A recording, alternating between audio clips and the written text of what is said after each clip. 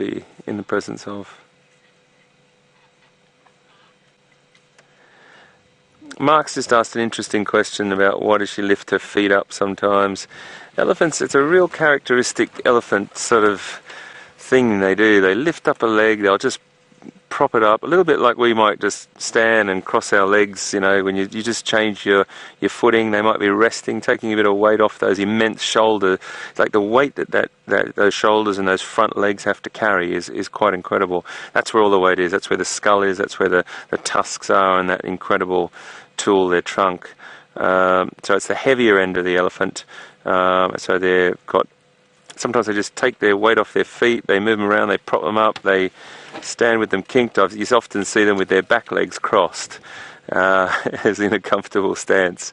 So that's what they do it for, we think. I don't speak elephant, and I don't actually know anyone on the planet that does, but we gather that that's what they do it for, just taking their weight off different feet, and they might be on a little bit of an angle and just resting, really. But I just want to share with you how simply beautiful it feels to be sitting here.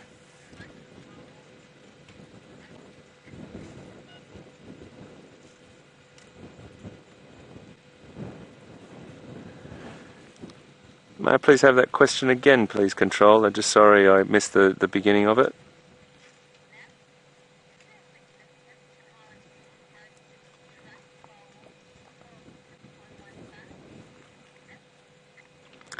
Got a question from Nina. Is there a significance to the way an elephant carries its trunk while it's walking? You know, I'm not sure about that. I'm sure elephants carry their trunks they do loads of different things with their trunks, and I'm sure there's an incredible amount of things that they do with it in particular ways that they either hold it or use it. A lot of it could be communication, body language, loads of different things. But when they're just walking, they normally just hold it straight down. Sometimes you'll see them with a little bit of a snaking sort of pattern on the road in between their footprints, which they drag their trunk and they flick it sometimes, and loads of different things that they do. But I don't know of any significance of a particular way of walking to benefit them just while they're walking with their trunk. We have seen a couple of interesting elephants here, though I will mention that they've either had an accident it might have been a snare around their trunk and they've lost the tip of their trunk. We did have an elephant here at one point that came in, I think, from Kruger, and he only had probably about 2/3 of his trunk, but he was still a fantastic looking elephant, big boy. So he'd gotten through life. They're incredibly intelligent and incredibly adaptive, but he'd gotten through life. But that trunk is everything. That is the most incredible tool for them, and it's equipped with 2 sort of finger-like projections for handling really, really small objects, and it's a very dexterous tool. But thank you for your question, and thanks for being on board today.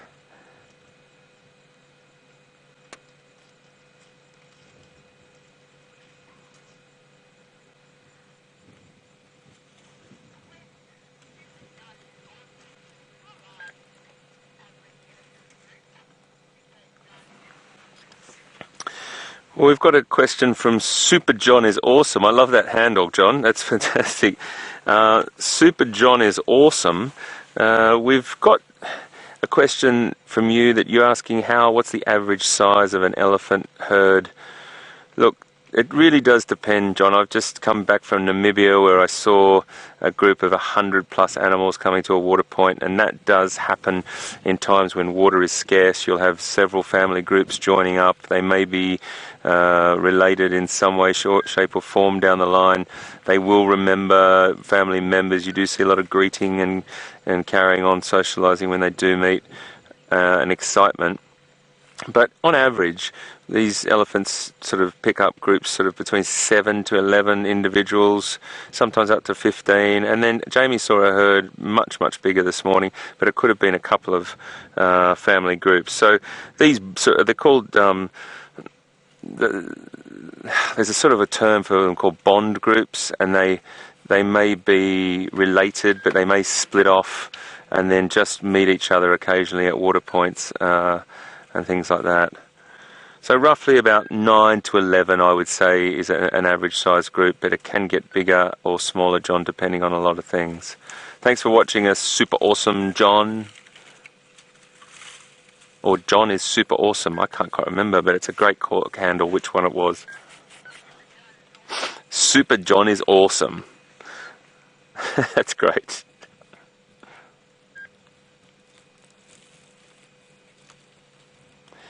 Beautiful use of her foot there to try and dig out a little stump or pull off a bit of vegetation. That must be a really favourite part there.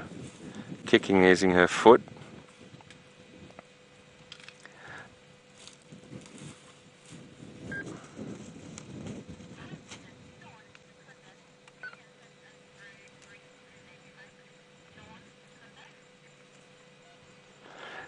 We've got a question from Sean Secunda. Hello Sean, nice to have you on board. Do elephants only breathe through their trunk, Sean, you're asking? Well, exactly the same as us mammals. They've got the option to breathe through their trunk and their mouth. And, you know, obviously when they go in deep water, they close their mouth and use their trunk to snorkel, what we call snorkeling. But they're mammals, and they have the ability to breathe through their mouth and their trunk. That trunk, a lot of people think, and it's an old sort of tale, that elephants drink through their trunk.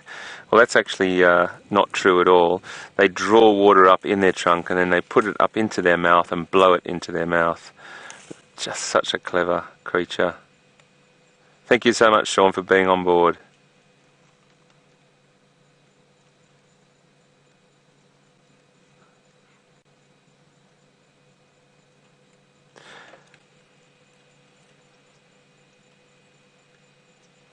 It's like therapy sometimes, folks. It's like therapy sometimes, folks, I was trying to say then. Just being around these animals so peacefully and them just tolerating us and us being accepted by them. It's quite beautiful. So I think we're going to link to James. Was it James Gendre? Yep, it was James. I'm having one of those days where I can't... Kirsty's absolutely... Her diction is perfect. She speaks so clearly, but I just forget in about 30 seconds. I do apologise. James, we're coming to see you. I'll see you just now. Hello everybody. We found a little flower. Now, what I want you to do, close your eyes. Don't even look, everyone, just close your eyes. Okay? Now, I'm going to push this towards your nose. It's now right underneath your nose, and I want you to take a deep breath in.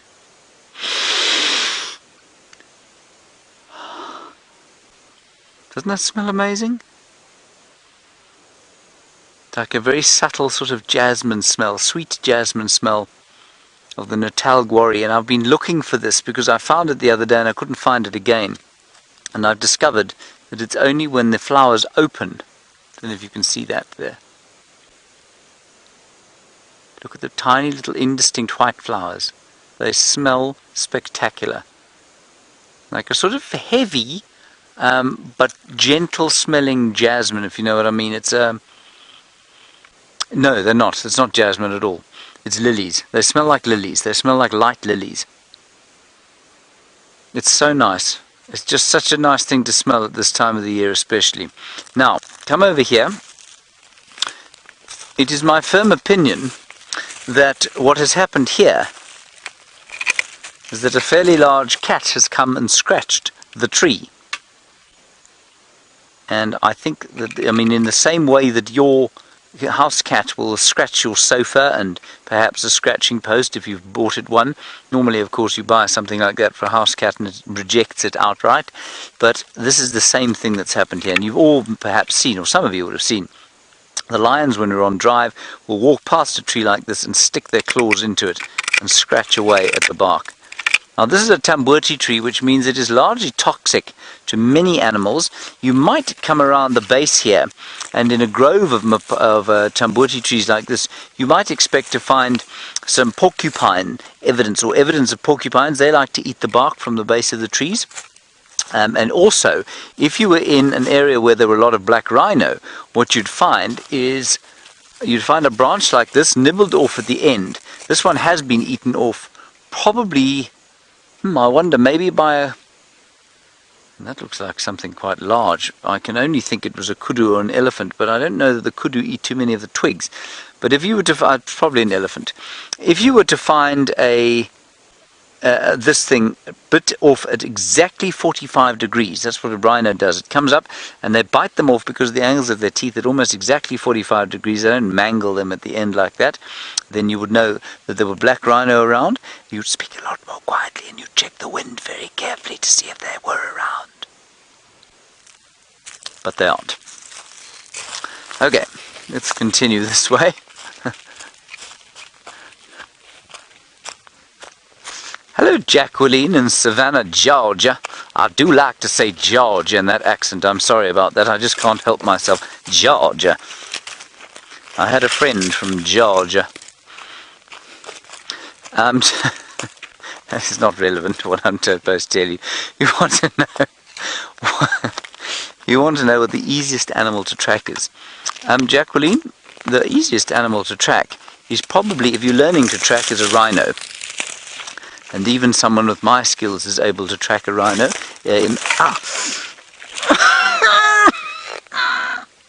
Brian, I've been severely injured. Do you see? There's a thorn in my finger. Hang on, let me get in closer.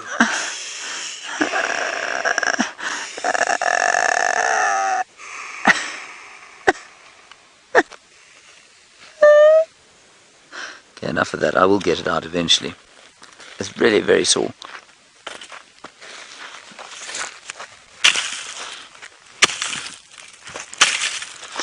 Okay, I'm okay now. Now, Jacqueline, I will now finish my story to you. A rhinoceros is nice to track because they've got nails on the front of their feet. They're very heavy, and so they walk. Unlike an elephant, which is heavier, but very soft underneath its foot, so they're difficult to see when they're moving. A rhino has got these toes, and so you can see where they move, the nails on the toes. They also drag their feet. So if you're walking through grass, especially wet grass in the morning, or perhaps the grass next to a watery pan, they drag their feet a bit. And so you can see the path that they've woven through the vegetation. Unlike an elephant, which kind of walks like that, and they're astoundingly more difficult to catch. Well, you can't really catch a rhino either, but you can track them. Let's head back across to Hayden. I'm going to seek first aid assistance.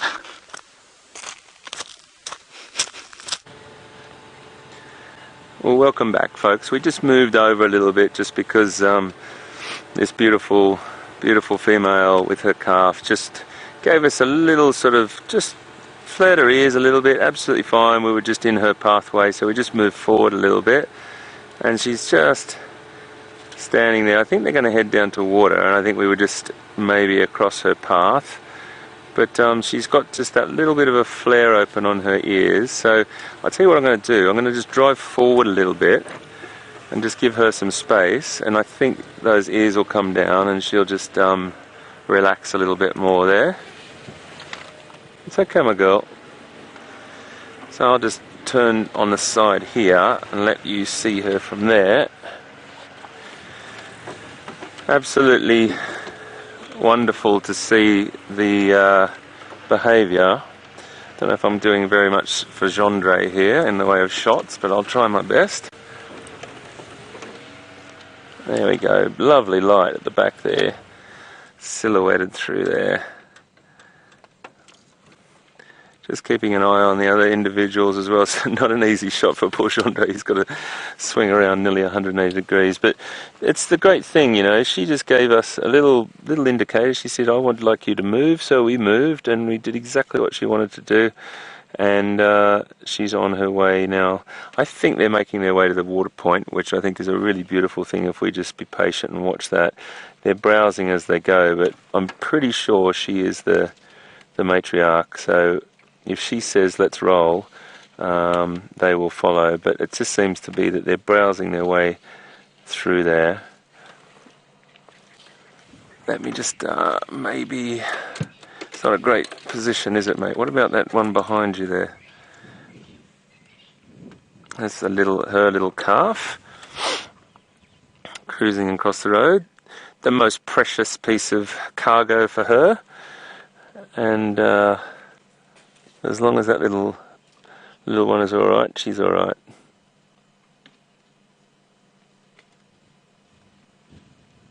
And the interesting thing about elephants as well, I've always said that, I'm sorry, I'm just fixing my microphone here, folks, so I do apologise about a little bit of scratching you might hear.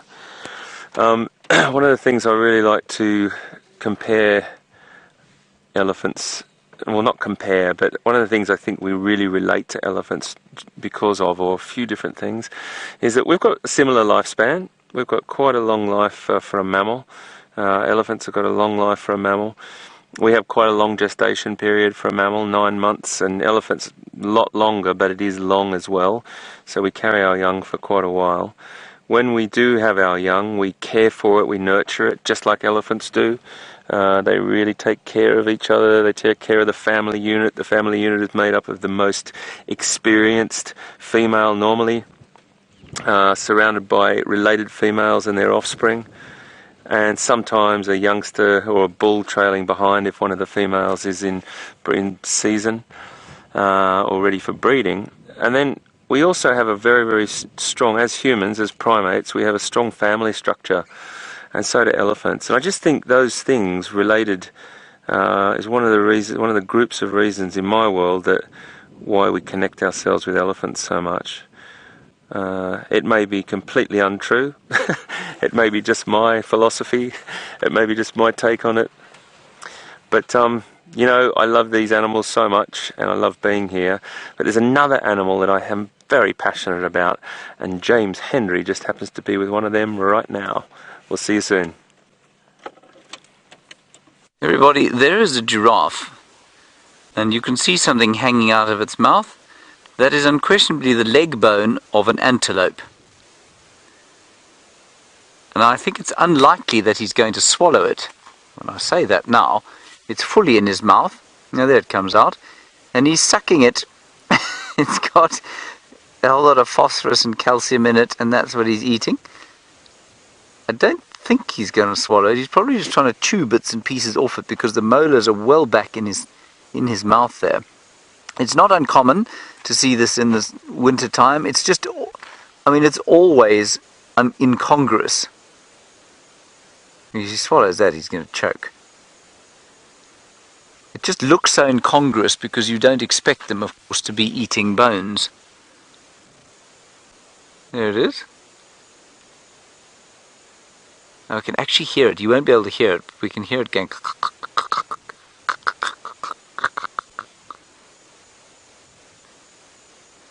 Isn't that amazing? Really, I mean, yeah, like I say, not unusual, but fascinating because there's not much nutrients left in the forage that they find. And so as we go towards the winter, giraffe, nyala, I haven't seen impala doing it, but kudu, perhaps mostly the browsers, will chew on bones. In fact, I'm just trying to think if I know of any grazers that chew on bones. I'm not sure that they do. I think it's probably largely the browsers, which is quite interesting because the leaves last longer than the grass leaves do. So obviously the nutritional losses in the trees as they go dormant is that much higher. Isn't that cool? He's loving that. He's sucking his favourite little sweet. I'm very glad that my favourite sweet isn't a old smelly bone. Well, there won't be much flesh left on it, but I can guarantee you it don't smell so fly. Doesn't that look nice, Brian? Are you jealous? I am. Brian says he's jealous, everybody. He'd love to be sucking on a bone right now. especially an impala bone. Especially an impala bone that has got a bit of a sort of flesh left on, some sinew, some rotting sinew. Delicious. Delicious. Anyway, that chap looks extremely happy with his bone. And he's watching us there. So he can see us probably, not very clearly. We're in very good cover here. Now, Donna, you say, do they produce a lot of saliva? Yes, they do absolutely produce a lot of saliva. And I would suggest, if you want to see how much saliva they produce, go and just Google a couple of clips of giraffe manna where those animals stick their heads in, or the giraffes stick their heads into the breakfast room, and you will see how much saliva they produce. I think also the saliva helps protect the tongue against the incredible thorns that they are forced to eat in amongst. And likewise, I mean, that is amazing to watch.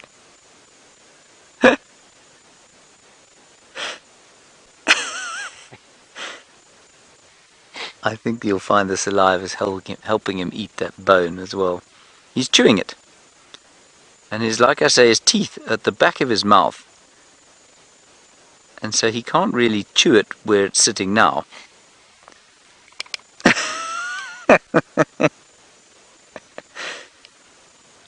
And there he's standing next to a ziziphus bush there, which has tremendous thorns on it.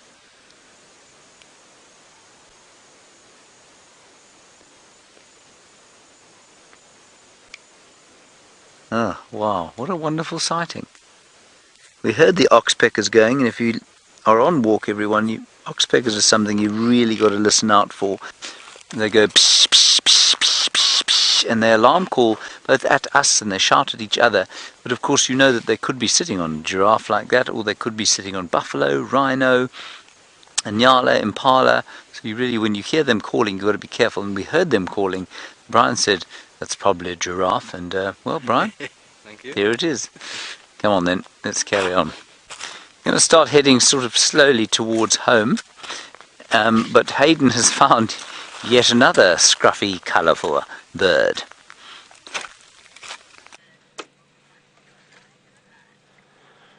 We certainly have found another scruffy, colourful, beautiful bird. It's the same one, but it's a much better picture this time, and Gendre has got it framed beautifully. It's a crested barbet, the little one that we saw before. Scruffy, but beautiful. And I do relate to that, not myself being beautiful, but scruffy. And it is a wonderful bird. I'm going to just move on, folks, for the simple reason that the matriarch is just down next to me. We just want to get a picture of this big female as well, pushing this tree over. And her little one just moved out of the way for it, but we've got this is a much bigger herd than we thought. I want to stay ahead of them, but they are moving to water. So I really would love to get up to the water point in a second. I'll just let them get settled. Everyone alright with us being here, my friends?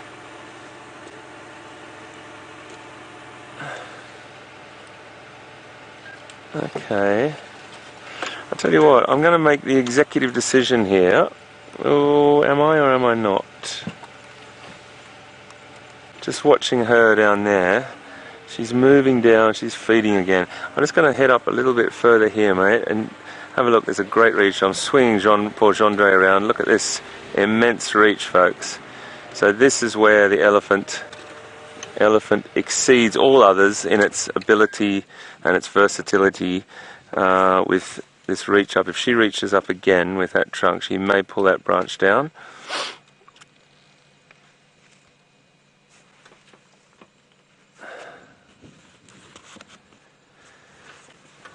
She may just pull it down. I'm not sure she's going to do it, but she nearly did. It's completely fine. It's completely relaxed, and all the animals are relaxed. That's the most important thing.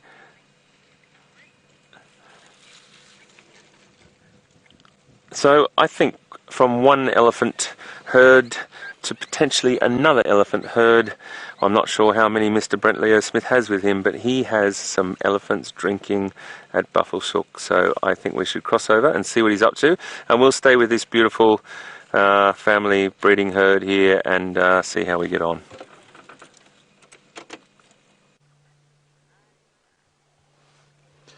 So we were sitting with those male lions and I just heard this behind me, and what it is a single young elephant bull.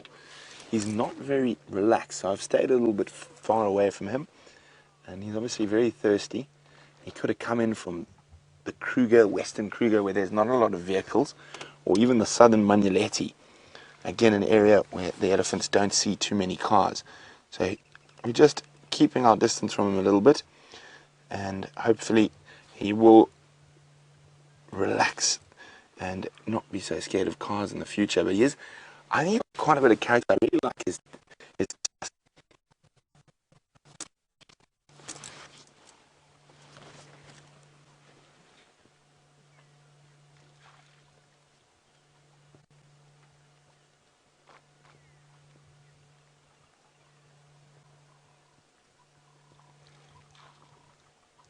very peaceful, spending time with Ellies.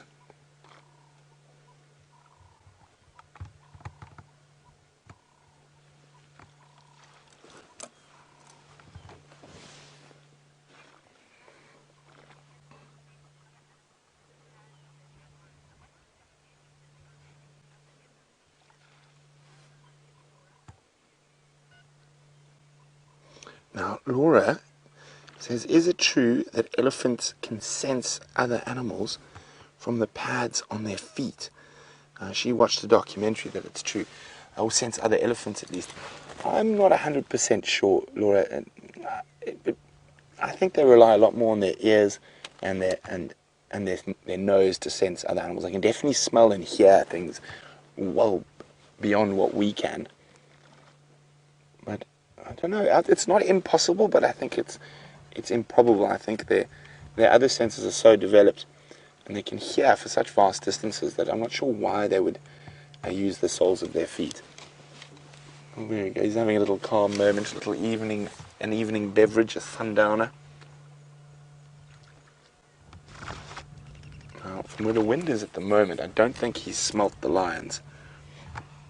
Now, if he does, sometimes elephants will go out of their way to chase them.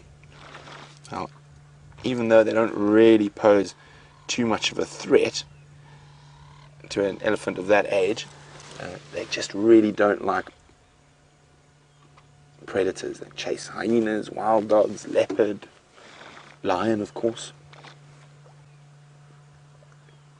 You know, there's something quite appealing about this elephant. Sorry, I just got to be on the game now.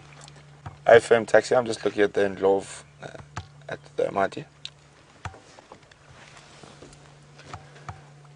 So I was hoping, while the lions were sleeping, we would get visited by some elephants. And we're going to sit here and watch this little boy. Oh, it looks like he might come towards us. He is looking a little more relaxed. See how his trunk is sniffing around. He's smelling the other elephants that have been there. That's why, just watching elephants for as long as I have, I tend to think they utilize their other senses more than they would utilize the pad to sense other creatures. But I might be wrong. And let's go across to a very funny human with one of our feathered friends.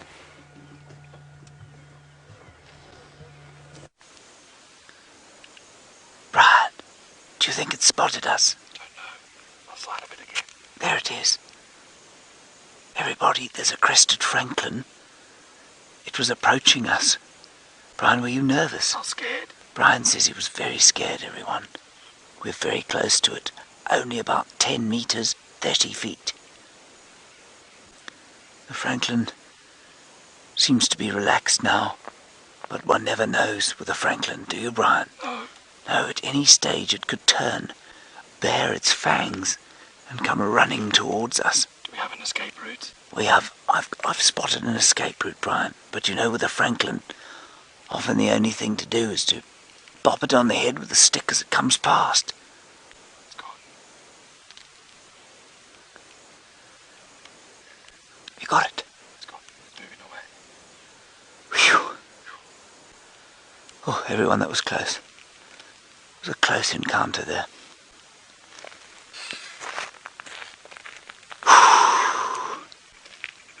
We made it. Let's carry on.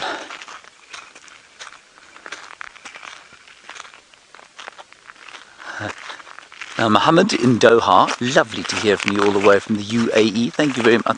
You are in the UAE, that's correct. Thank you for getting hold of us. Lovely that you're watching. You want to know about what the most serious situation I've ever had on a walk is. That wasn't it. We were being completely facetious. Scariest situation on a walk.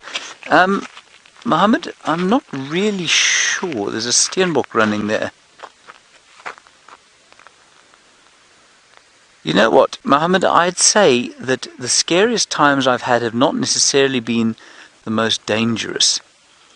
The scariest times I had was when I was training and I wasn't familiar with animal behavior. I didn't know how animals would react, and I remember the very first big game that I ever saw on foot on my own was buffalo, and I was on my very first day on what we call the unarmed walking, where I used to work. There's some elephants moving around here. Just going to be quiet for a second. I think they're in this very thick vegetation on the side of the river, and so we're going to move off sort of towards the sun. Oh, that's where they are. Steph's just pointing and saying, no, they are over there. Okay, we'll carry on this way then. Mohammed, now we're just going to keep an eye there, and because the sun's going down, it is a little bit difficult to see. So, Mohammed, what happened was we used to do these walks, and in the first few sort of months of my training, I had to go out on my own, armed pretty much as I am now, with a radio and a stick and a first aid kit, a bit of water, and I came round a corner, and there were 4 buffalo bulls lying maybe 20 meters from me. Now, they were in the open, they weren't cornered at all, they didn't see me, but I got such a fright. It was the first time I'd ever viewed anything on my own on foot. So that was much more scary to me now than seeing the elephants we saw today, because I'm now a little bit more experienced. That's not to say we don't have some scary experiences, but I'm also much better at avoiding situations that might be scary. Okay, we're going to link across to Brent. I think he's got some lions. Let's go there.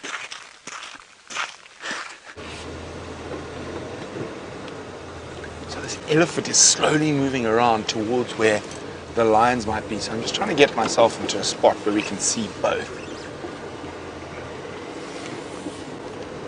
So the lions are snoozing just off to the left. The elephant's going to appear around this little pinnacle of bush. There are the lions. You can just see very tired kitty, and I'm pretty sure they're aware that the elephant is here. There he comes.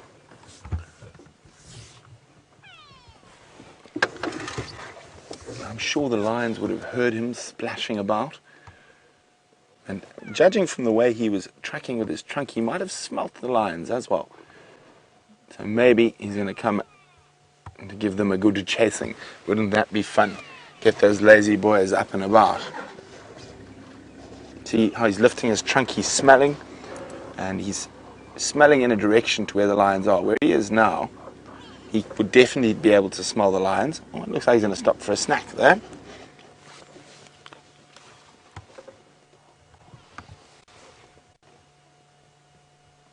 Isn't that beautiful? Lovely long ivory, quite thin, but beautiful nonetheless.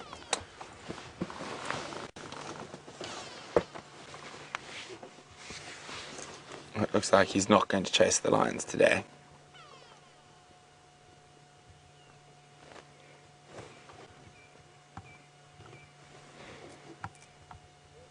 He's had his fill with a drink, and he's going to move off to carry on feeding.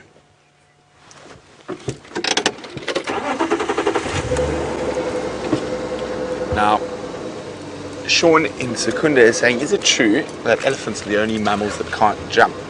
Well, Sean, once they're an adult, probably yes, but when they are younger, as we've seen with some of the little elephants we've had here, they do happen to leap. We've seen that one jump up onto its back legs, but I suppose in true forms jump, elephants can't really jump, I'm afraid.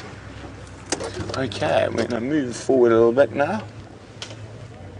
Oh, actually changed my mind. sleeping lions, dust bathing elephant. I think we're going to go with dust bathing elephant.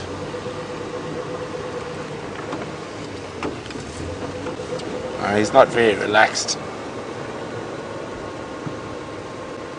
Okay, so while we maneuver to see if we can see this elephant dust bath, let's go to James and another feathered friend.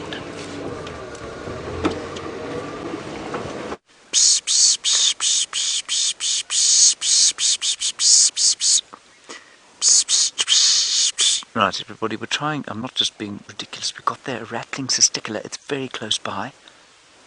It's only about 5 meters away from us, 15 or 16 feet.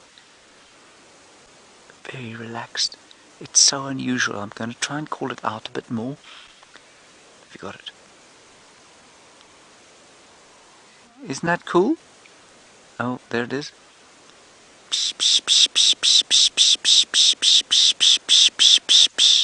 I can see it there. It's in the middle. It's in the middle of these bushes, everyone. That is the rattling Cisticola. And we don't see them often like this. They're easy to see if you don't have to find them with a camera. They're not easy to see otherwise.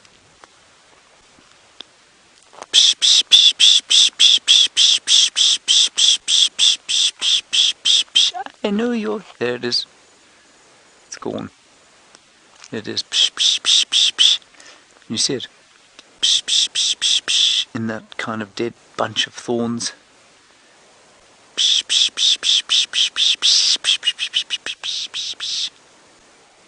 Okay, never mind. Everyone, marvellous sighting. There were some zebra alarm calling off there towards what we call Ingwe Alley.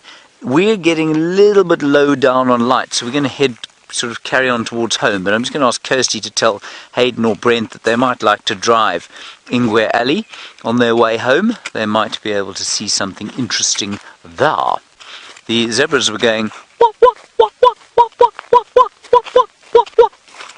That's very good, isn't it, Brian? It was very good. Thank you, Brian. Thank you very much. Yes. That's what they were doing. Sorry, what was that, Kirsten? I just got head of here, head beep beep. Ah, we let Hayden know. Good stuff. Okay, now on to the other acacia trees. We find over here, very distinct from the flaky thorn acacia I showed you earlier. I was trying to find a slender ant. This is the red thorn.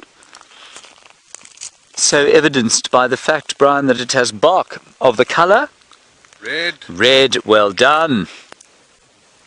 This one is rotting. That's interesting, actually. Hang on a sec.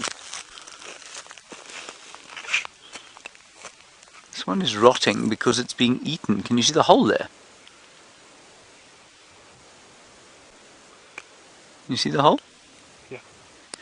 Now, what is quite nice here, I'm just going to get in your way, everybody, don't worry about it. In fact, I'm going to break it off.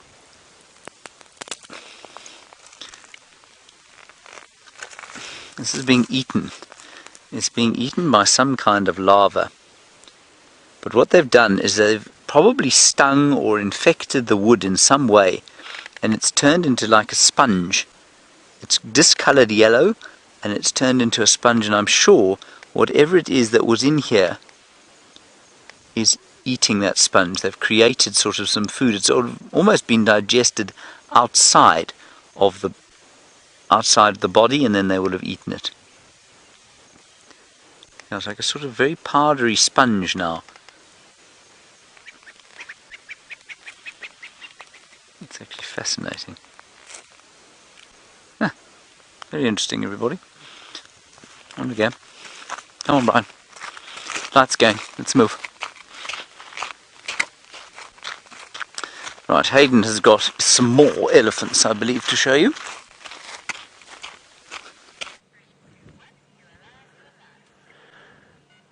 What a beautiful afternoon. Amazing things we're seeing here in the Sabi Sands in South Africa, and if you've joined us for the first time, it's just wonderful to have you on board, and all our regular safarians that are with us, sorry, it's always great to be with you. So we've just come away from that herd. I wanted to just get up a little bit from them near this pan, this water pan in front of us here, Viatella pan it's called, and it's a regular water source for them, so a lot of elephant and a lot of animals come here to drink in the afternoons. And I just gave them some space because the matriarch, who is the one just to the right of the screen, that's her just there, I think. She seems to be the one that's dictating the leadership in the group. And once she turns and decides to go for water, I think the rest will follow. The welfare of the group depends solely on her leadership. She sets the pace, she sets the time for feeding, she sets the location, and she's basically the one in charge. And everyone else follows suit. But she will dictate when they come to water. And I thought they had something we call the water walk, which is this lovely sort of little amble they get in their step as a few of them are walking down that hill and just beyond where the sunshine is on that vegetation. And then they stopped and they must have gone, oh look, just one more bite here, this is very, very nice. But they may be there for another half an hour, so we're just going to sit here and watch them for a bit and just give them another 10 minutes. But it's a beautiful scene just to be sitting here watching these animals feed, and we will go down and have a little look.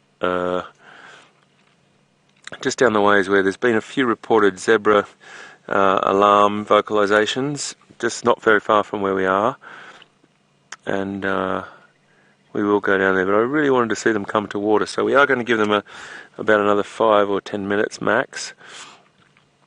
See how we get on. We used to have a hippo in this pond here, or this water point, and now has moved on. A lot of the water dried up. You saw how much water was in Buffelshoek Dam just then with Brent, and maybe you can have a look at that when we go back to him just shortly. But there's not a lot of permanent water on the reserve, on this reserve, Djuma. There's 2 points, but a lot of animals come here to drink. So what we'll do is we'll wait for these guys a little longer, and we will cross over to Brent, who is with the species that is so important on this International Lion Day. We'll see you just now.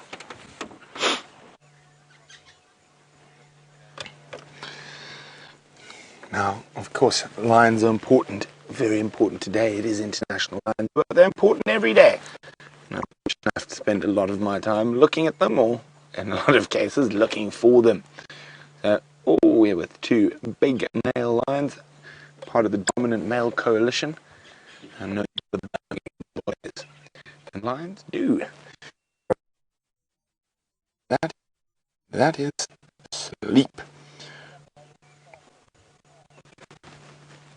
There's the second one. Incredible animals. The amount of strength and power. You can almost see the latent energy that a lion possesses.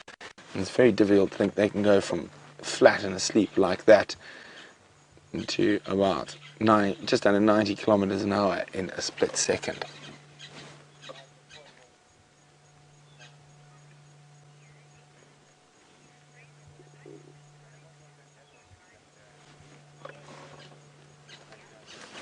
Well, we've got a lovely message for the Birmingham Boys from Mia, who's 4 years old. Mia would like to tell the Birminghams that happy International Lion Day, you are my favourite. Well, Mia, I'm sure the Birmingham Boys really appreciate that, and we love hearing from you, Mia. Oh, the Lions aren't the favourite, I'm Mia's favourite. Well, even more, Mia. Great to hear from you. Let's go back to the Lions, because it is their day.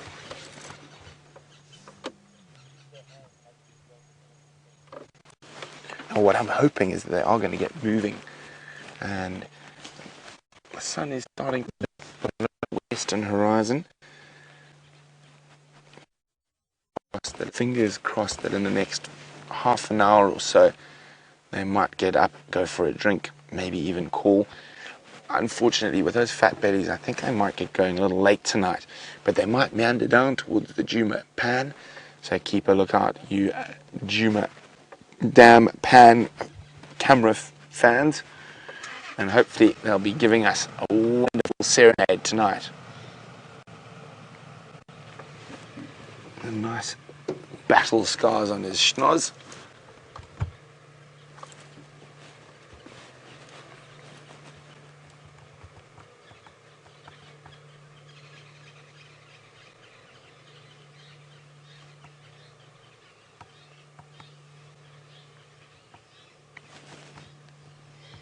Oh, there's a little bit of movement. First movement we've seen in a bit.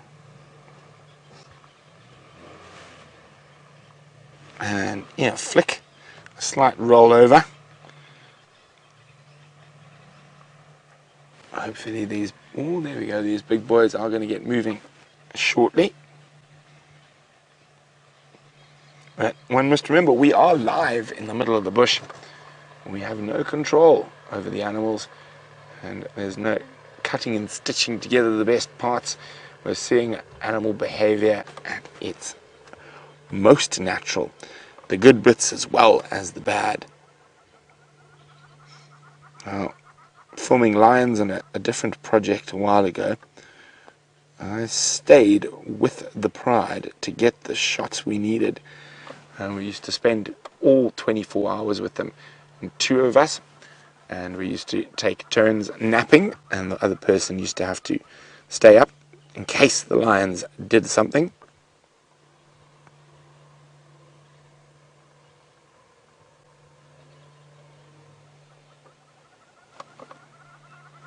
And we actually had quite the setup. So one would be napping in the back under the camera tripod, while the other would be reading. Normally we did read a lot out there, and keeping an eye on the big cats.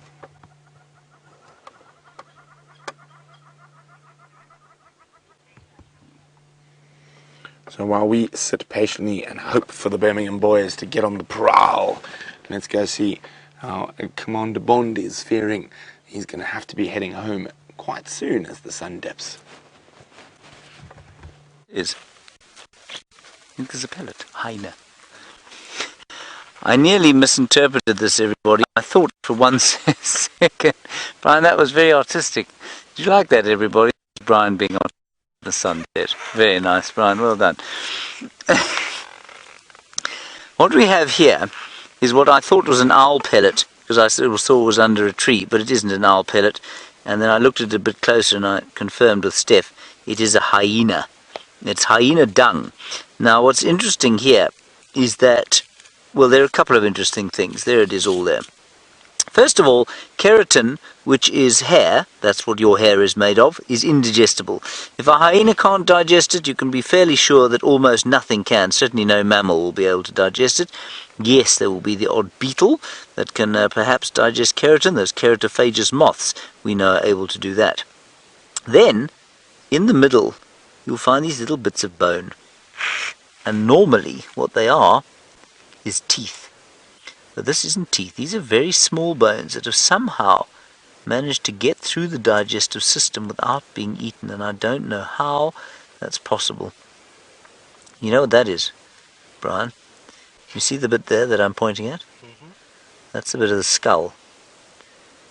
That's a bit of the inside of the brain, I think.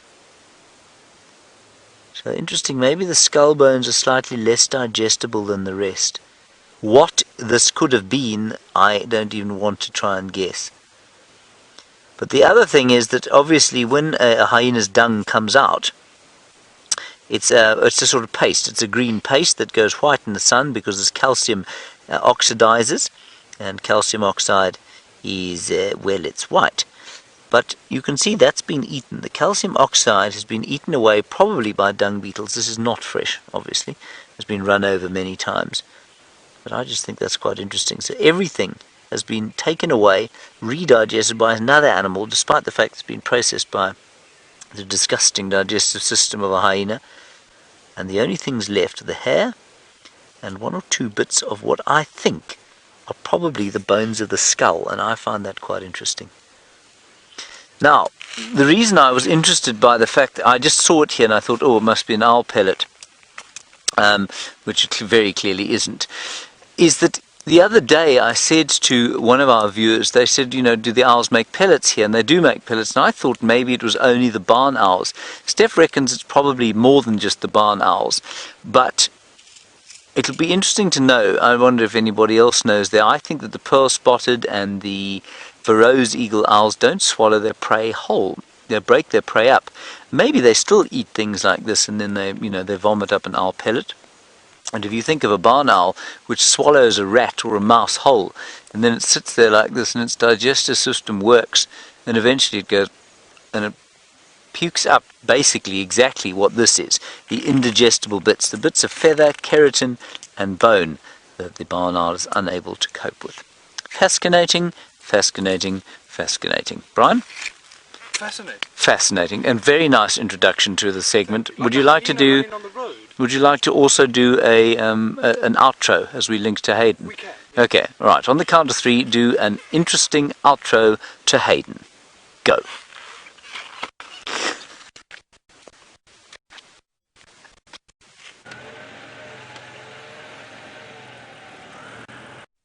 Folks, we've just come along this road called Ingwe Alley, and the impala would be well aware. There's also a waterbuck up there, a couple of waterbuck. They would be aware that there was a leopard around, but I'm just still interested to have a look. It's always worth having a look, folks. You know, what have you got to lose? Drive through a beautiful area of bush. I mean, that can't be too bad either, can it? You look at all different things, and you never know what you see. You never know what's around the next corner. What's that? Okay.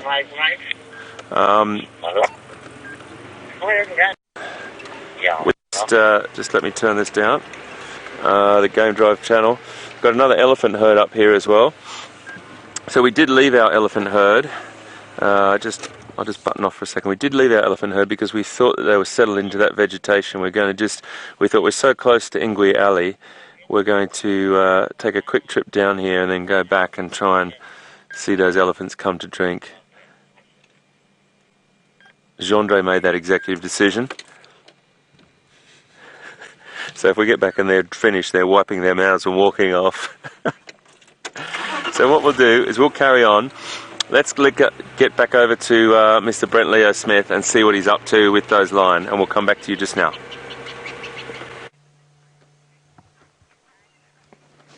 Well, the one thing about watching lions snooze, you need to get yourself into a comfortable spot.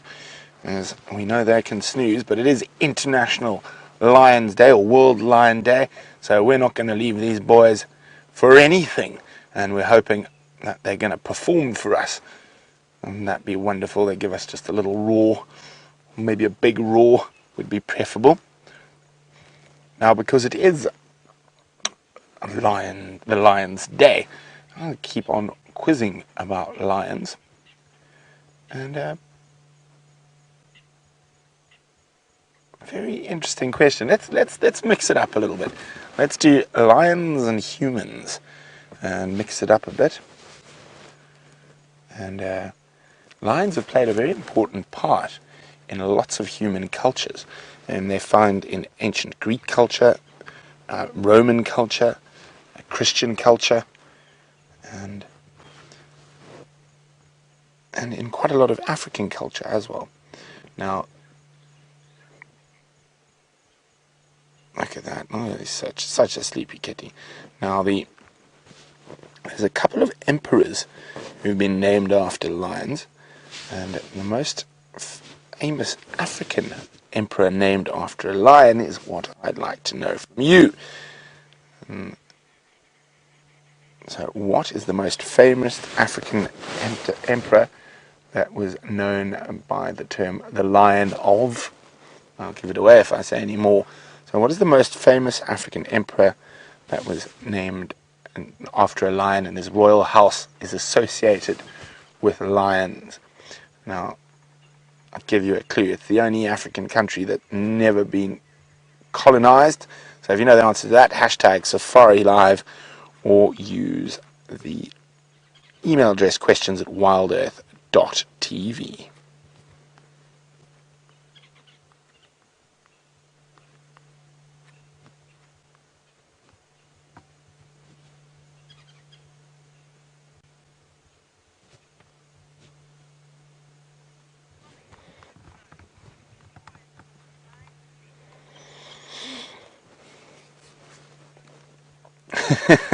Chris Rogue says, if sleeping were a sport, lions would take all the medals, the gold, the silver and the bronze.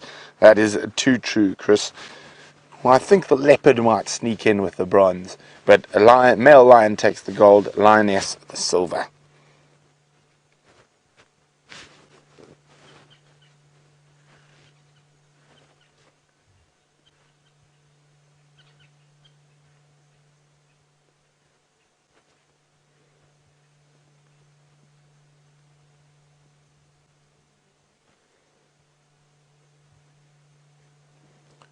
All very peaceful. I was hoping that some poor creature might still. He opened his eye. Some poor creature might. Oh, is it closing again? Oh, it's closed again. Some more poor creature might wander down and at least get them to lift their head up. They didn't even lift their head for the elephant. So, unfortunately, I've got a sneaky suspicion they might not perform. But we're not going to take the chance that we're not here. So we're going to sit tight. Oh, we have a leg flick. There we go. A leg moved. That particular paw. Right, we're going to keep sitting here waiting for the lions to put on a performance. While we do that, James, I know, must be almost at home as it's getting dark. So let him say his goodbyes. Trying to find out if this is actually an experience worth doing, everybody. You hear of people being tree huggers. Brian, have you ever hugged a tree? I have. Brian has hugged a tree. Do you think it's a pleasant experience? Very much so. It is actually. It really is surprisingly pleasant. Well, everybody, I'm going to hug this tree for a little bit longer. Thank you for joining us on our walk today. Thank you to the jellyfish. There it is. And we will see you tomorrow morning, of course, at 0600 to 0900. Beautiful symmetry about the days as we head towards the equinox in the middle of September. We'll see you then, and stay safe and happy, and thank you for all your questions and contributions today. Bye-bye, and we'll go back across to Brent and the lions.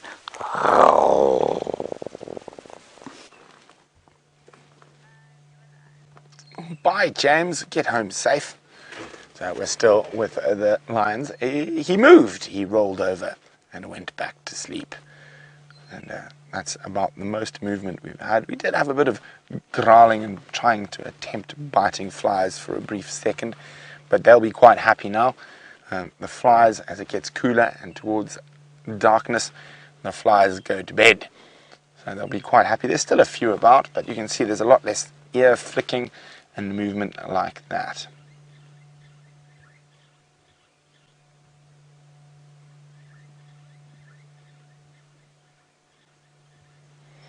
Now, of course, we're talking about lions and people. They're spread through so many different cultures.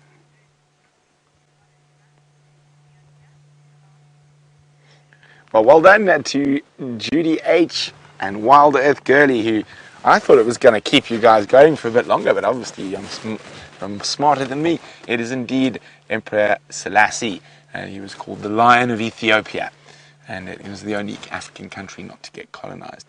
But if we look through culture, you've got Richard the Lionheart and the Crusades, Hercules, the Nemean lion. I'm trying to think now. I know there's quite a few different provinces in India and the different sultanates who took upon lions as their emblem.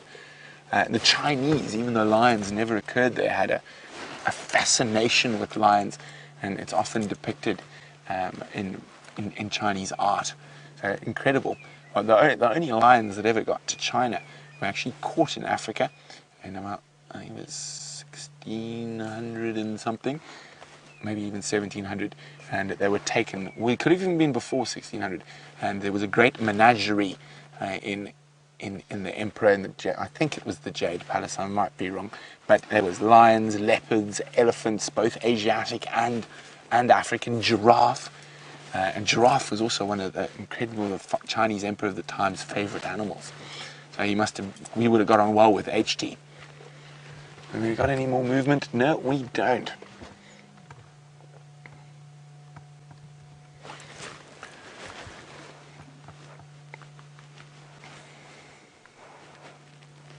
And such a strange thing, because we revere lions so much, and we still happen to have eaten up all their habitat. Now, Tucker, who's 4 years old, is wondering, is that lion having a dream? Oh, I think he's got deep, deep sleep. Oh, there we go. He's having a rollover. Now, I have seen lions dream from time to time, but at the moment, I haven't seen any of these guys display very distinct signs of dreaming, sort of pawing or rapid eyelid movement. Hey, there we go. That's the guy who's got the hole in his lip. See that, Vim? You just see his tooth through there. So, actually, I think I got a photo of him not so long ago when that scar was fresh. So there you go. He's got a permanent toothy smile since he had a fight with probably one of his coalition members.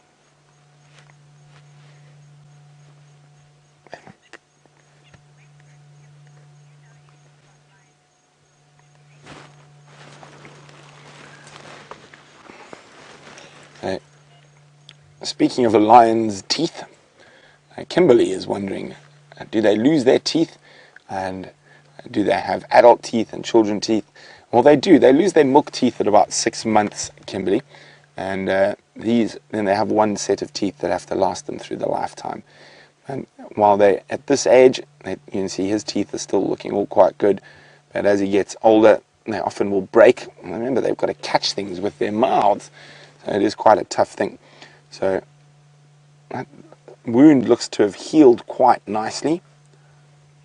If we have, okay, we'll just have a, well, when we get back, we'll have another look at the wound that was on his face. But in the meantime, let's go to HT and Ellies on the drink.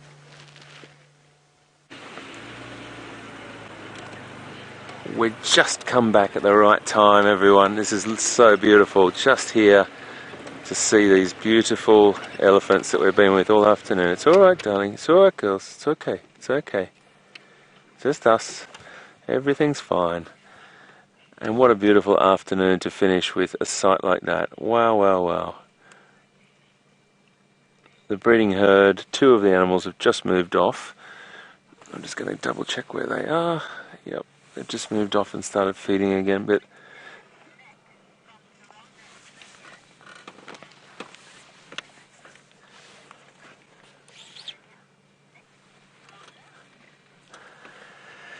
wow, how fantastic, Nick, to have you on board, mate. It's really great that you're watching, and yes, it is an extraordinary experience. Nick, I have to be completely honest, I wasn't sure what acacia it was. It wasn't acacia, but I'm going to have to double check on that for you, mate. I'm just not exactly sure of the species, but they were really favouring that particular species along through there, and I will double check on that.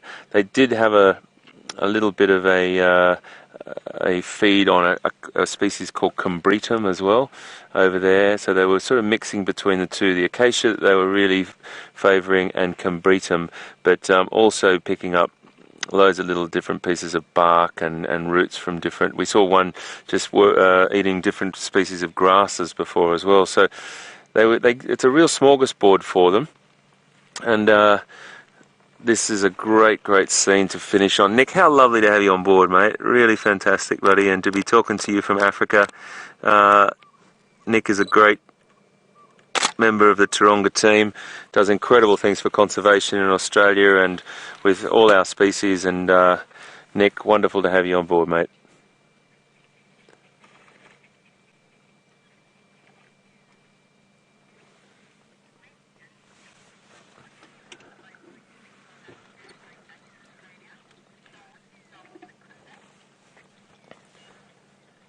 What will I miss most from leaving South Africa? Sean Secunda.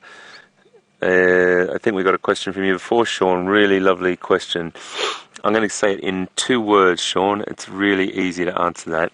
What am I going to miss? I'm going to miss South Africa. This country is one of the most beautiful countries on the planet. It delivers constantly with its wildlife, with its landscape, its habitats, its people. And I never ever get tired of coming to this place. It's a beautiful country that I just absolutely has a very, very deep place in my heart. And yeah, Sean, great question, but I definitely will miss it. I come back here, and I'll come back here till I can't come back any longer, but I will visit this place, I tell you, at least once a year. But I just love it, whether it's holidaying or working or whatever. It is a magical country, and yeah, as I said, holds a very, very special place in my heart.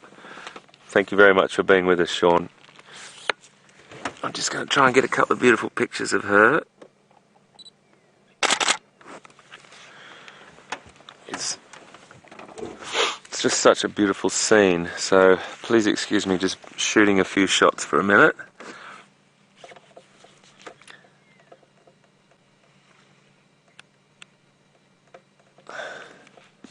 And that is the matriarch we're looking at here. They're the leader of the team, the breeding herd.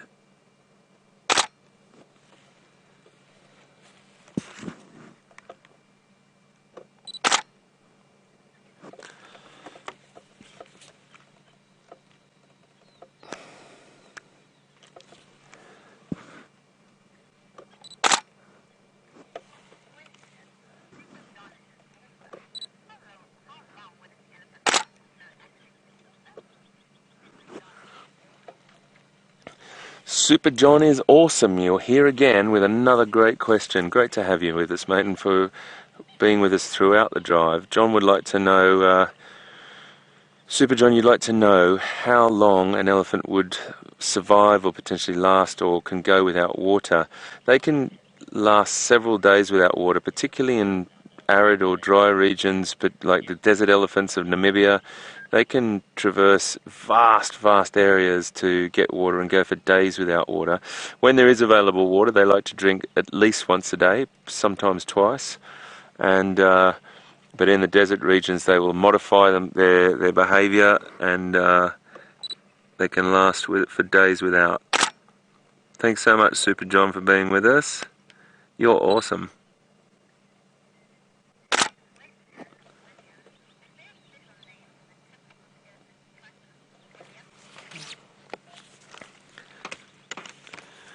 William's asking a question, is there a special name for the tip of an elephant's trunk? I've always just referred to it or heard it referred to, William, as the tip, the trunk tip.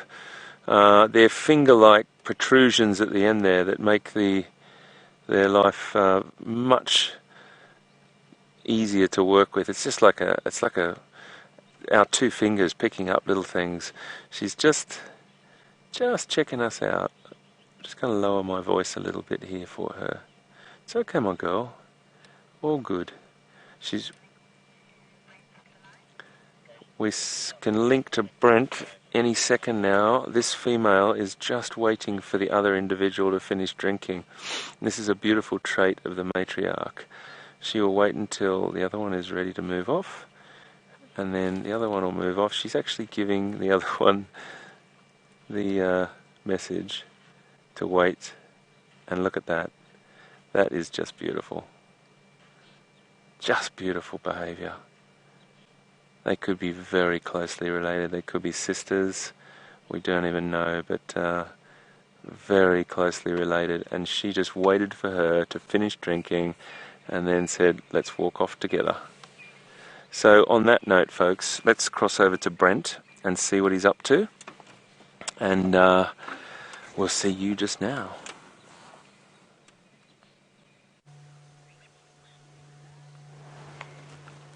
We just had the first little bit of movement. There is a sign of a bit of a stretch, so hopefully they are going to get going, but I'm hoping it happens before the end of the safari. Sorry, I just have to be on the game drive. Orbs are just me, you can make your way.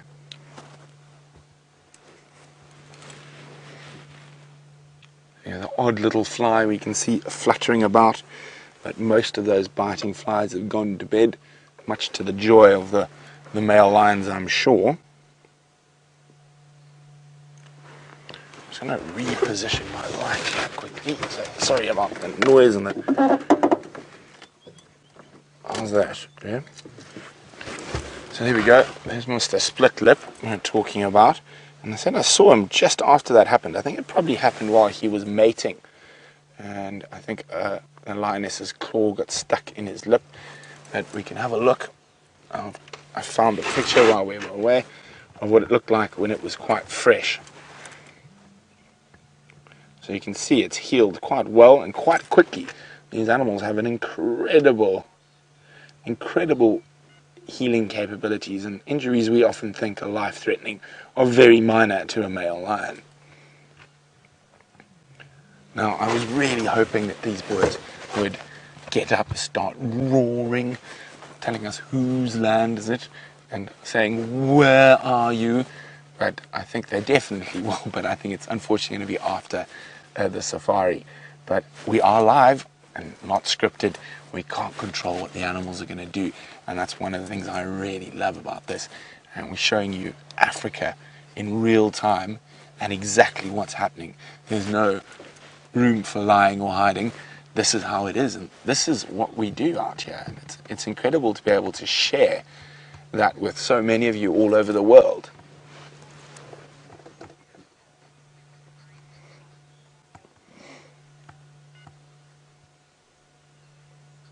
Dawn is wondering, if I roared, would the lions respond? Dawn, I wish. My lion roar is not quite good enough. We can try, but I guarantee you they're not going to do anything. As you can see, not even lifting a head. I think my timber's off. Now, you can hear, with our human ears, which are not very good, you can hear a lion roar from about, probably on a very still night, over 10 kilometers. And a lion can hear it from even further. Their hearing is incredible. Often you'll be sitting with lions like this, completely flat, and they'll pop their head up and suddenly just take off in a direction. And what that is, they've heard possibly another male. Oh, there's a stretch lion in the distance, and they're on their way to respond to that. And I only know that for a fact because I've followed them from when they've got up and started running all the way until they went and had a fight with another male.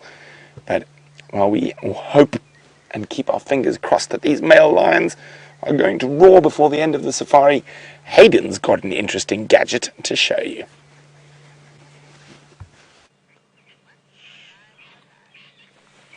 Well, at this time of the night, what do? Bring out your bat detector. We just thought we'd give it a little try. Listen to this. It's a bit static here.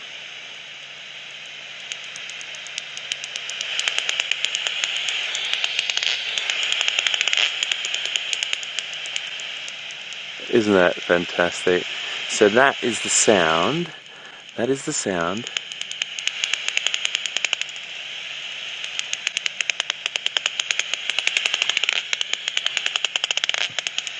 Isn't that awesome? That bat is hunting insects on the wing using echolocation. And Gendre is doing an amazing job to track it.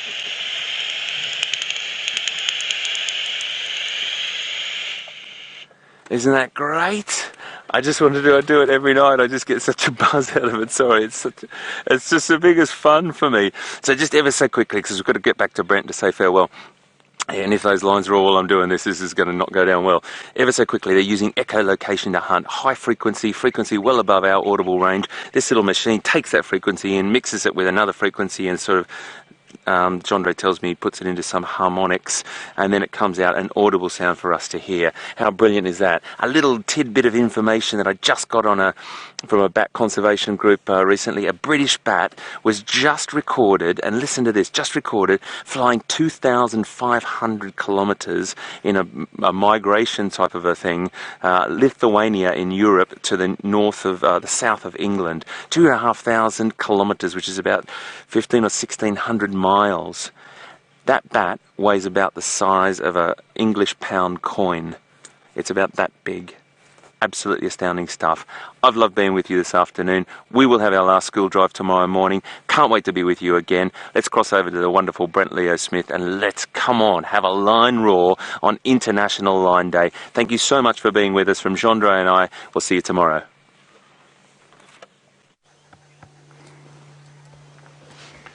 So unfortunately, no movement yet, but we still have a few short minutes before the end of the safari. And hopefully they decide to give us a roar for International Lions Day. But I'm afraid I think it's only going to be in an hour or so, just judging from the amount of movement they've done. There hasn't been the stretching, the yawning, the urinating, the defecating, which are always good precursors to them getting up. And look, still very, very comfortable, schnoozing away. But of course it is International Lion Day or World Lion Day, so we are celebrating lions, and they are incredible creatures and definitely one of the iconic animals of the African bushveld and one of my favorites to follow. Not so much when they're napping, but there's little to beat the massive power of lions on the hunt. And we've been lucky enough recently to see the Nkuma ladies take down a buffalo. It would definitely be quite nice to see the boys do the same. Now, it would take 5 ladies to take down an adult buffalo bull, and 2 boys would be sufficient. They're that much stronger than lionesses. And they've got to be to remain top of the heap amongst all the massive competition with lions in this area.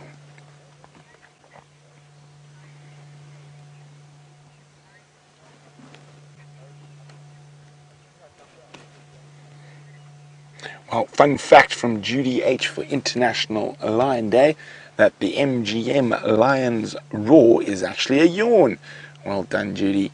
Yes, you can definitely see he's yawning when the lions roar. Our regulars will know they don't bare teeth, and they take it deep out of their breasts. And it is just one of those sounds that once you've heard it, it'll stay with you forever.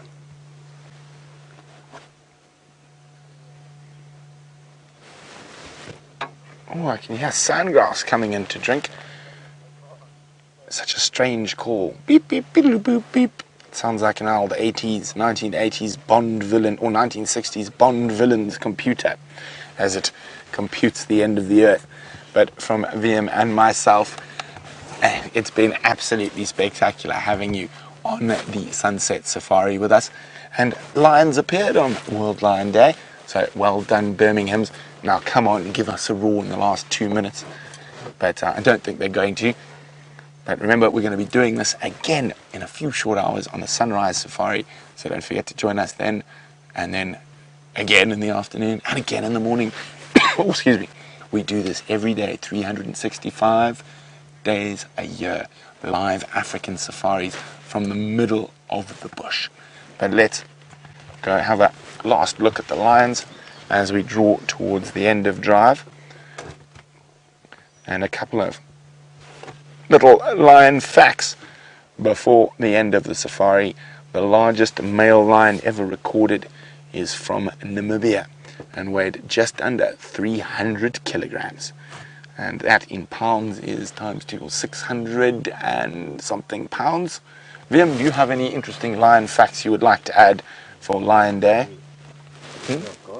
Oh, I caught Liam off guard. That doesn't happen often. Liam normally catches us presenters off guard. It's one of his favorite things to do.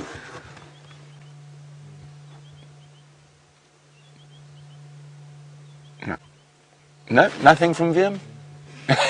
You know, Liam is seriously off guard tonight.